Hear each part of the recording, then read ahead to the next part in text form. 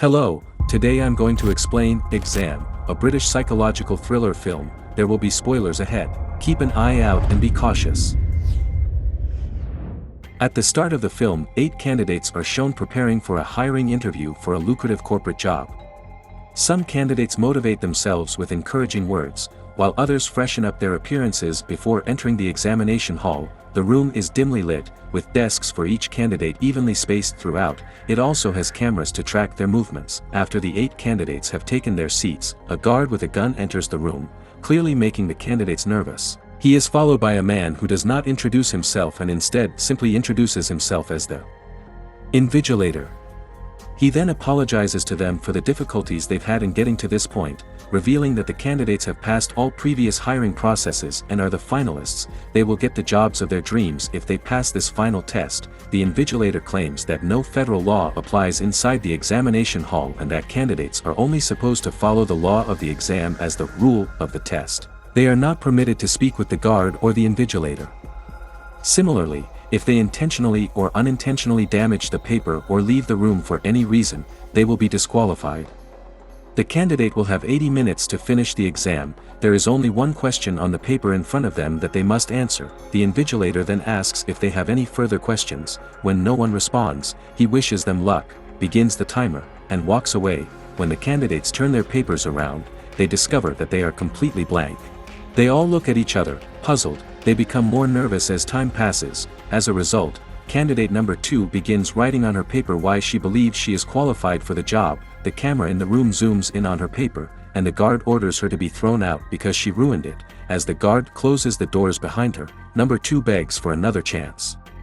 After a while, number 5 realizes that the rule states that they cannot speak to the invigilator or the guard, which means they can speak to each other.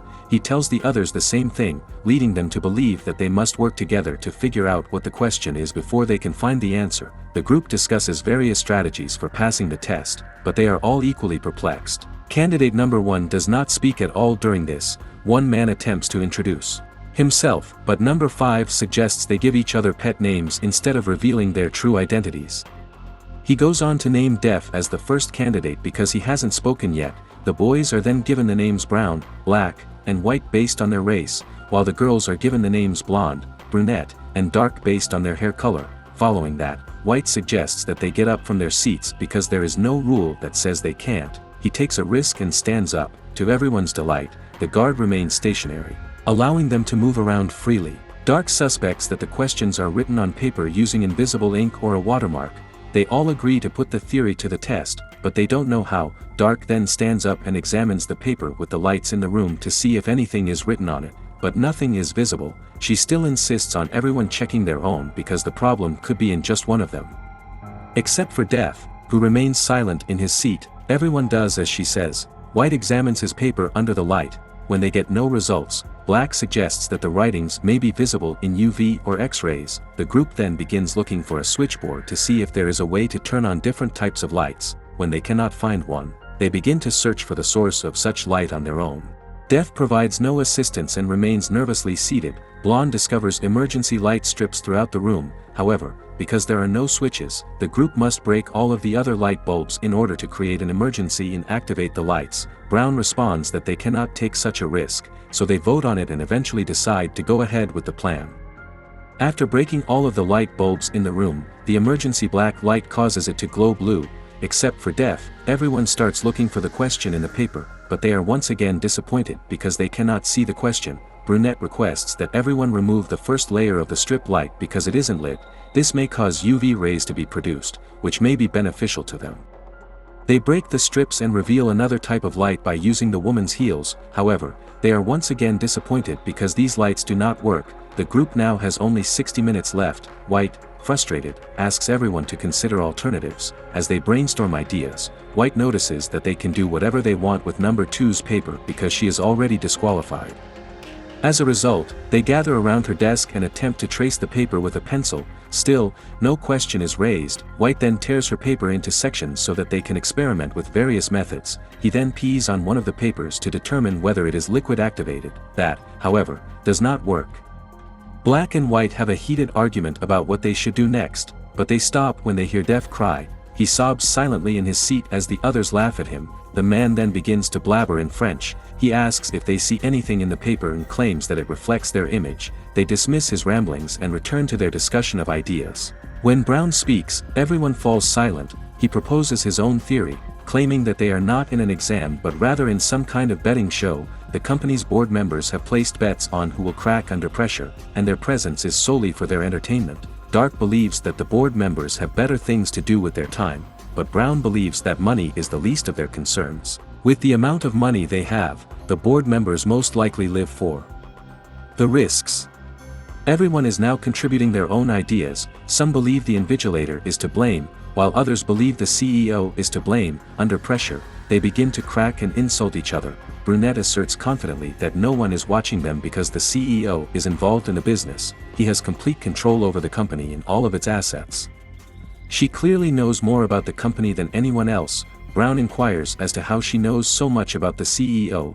Brunette is already employed by the company in human resources but has never met the CEO. She applied for a better job and is now here. White then reveals that he was approached and offered the position.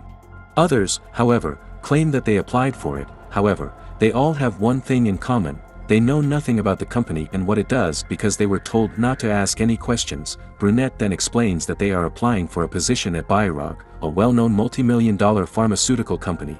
When a pandemic hit the world's youth a few years ago, they were the first to discover a cure. Their annual revenue is now $20 billion, all thanks to their CEO.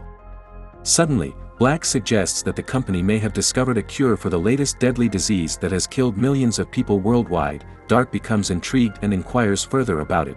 White is suspicious, so he asks Dark if she has been infected by the virus as well. Dark denies it and dismisses the matter. To divert attention away from herself, she approaches the guard and pulls a lighter from his pocket without speaking to him. Then she notices the fire alarm. The group intends to use the lighter to activate the sprinkler because water may cause the writings on the paper to fade. Dark does this by climbing a chair but failing to reach the fire alarm. White assists her by handing her a rolled piece of paper, which she lights up and uses to set off the alarm. Water soon begins to fall, but the papers remain unchanged. Suddenly, the guard approaches the group. Dark then unfolds the paper in her hand, revealing it to be her own. White had betrayed her in order to level the playing field. The guard drags Dark away while calling White a liar. Following that, an enraged Black threatens to punch out the white lights. The lights go out, and the group assumes they are voice-activated. When Def starts crying again, they warn each other to be careful what they say. White slyly sits in front of him and bullies the poor guy into tearing and eating his own paper. Def is approached by the guard, who sends him away as well. There are now only 5 candidates left. Black dismisses White as a bad person, but White insists that they should thank him for getting their competitors out. He also claims to know the answer to the question but refuses to tell the others. Black knocks him out with a single punch in a fit of rage. The group then ties him to a seat and uses a tie to cover his mouth. White regains consciousness after some time. Brunette removes his gag and requests his medication, explaining that he, too, is infected with the virus and must take medication every hour in order to live. Black looks in his pocket for pills but doesn't find any. This leads the group to believe that White is simply making excuses in order for them to release him. White, on the other hand, claims that one of them has taken the pill and promises to tell them what the question is if they return it. He soon loses consciousness and begins to tremble. Some suspect he's faking, but Bulk claims he's having seizures as a result of the virus. They begin looking for the pill he mentioned but cannot find it in the room. They check each other for the pill with only 15 minutes left on the timer. Brunette suspects Brown of having taken it and is proven correct when she discovers the pill stuck to a chewing gum under his table. She tries to feed it to White, but Brown spits it out through a vent. As the others struggle to get it out, a stressed-out Brunette steps in front of the camera and requests that the invigilator save the man. She is disqualified, however, because she spoke to the invigilator. Blonde retrieves the pill with a bobby pin after she has left, saving White's life. In the process, she also unties him. When he recovers, everyone expects him to provide the answer he promised. White reveals that the candidates are the answers. They've been looking for a question all along, but White believes there isn't one and that the one left at the end is the answer. The rest of them believe him, but White flees to get the gun from the guard before they can act. Black pushes him aside and takes the gun for himself. He points it at White, who asserts confidently that he will not shoot anyone.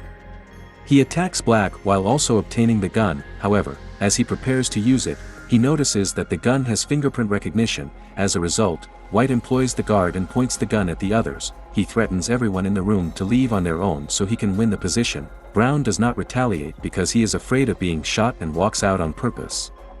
A terrified blonde walks slowly outside, yelling, "Lights out!" At the end, the room goes completely dark, causing White to shoot in all directions. When the lights come back on, Black is motionless on the floor, a bullet hole in his chest. White looks around the room and notices Blonde still has one foot inside. He is about to shoot her as well when he notices the timer has stopped.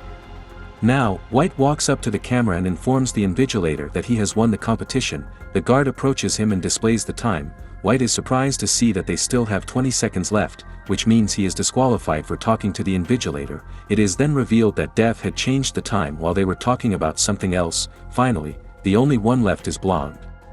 She enters the room and picks up Def's glasses, which had fallen while he was being carried out. She examines the paper with those and notices "Question 1" written on it. Def enters the room, much to her surprise, revealing that he is the CEO of the company and was in the test to keep an eye on everyone. Blonde walks up to him and says, "No." The CEO and the invigilator both smile as she answers the question and passes the test. When the invigilator asked them if they had any questions at the start of the test, it turned out to be the only question they had to answer. The entire exam was designed to assess candidates' intelligence and attentiveness. Blonde is hired as the CEO's secretary, but she declines because she does not want to work for an organization that kills people. The invigilator reveals that Black isn't really dead and that the bullet that hit him is actually a capsule that heals the wound after it penetrates the body. It is actually a magical medicine that they have recently developed that can cure any disease in the world. Blonde finally accepts the job, and the film concludes with her shaking hands with the CEO. Subscribe to the channel for more videos like this, turn on notifications, and leave a like to support it. Thank you for taking the time to watch.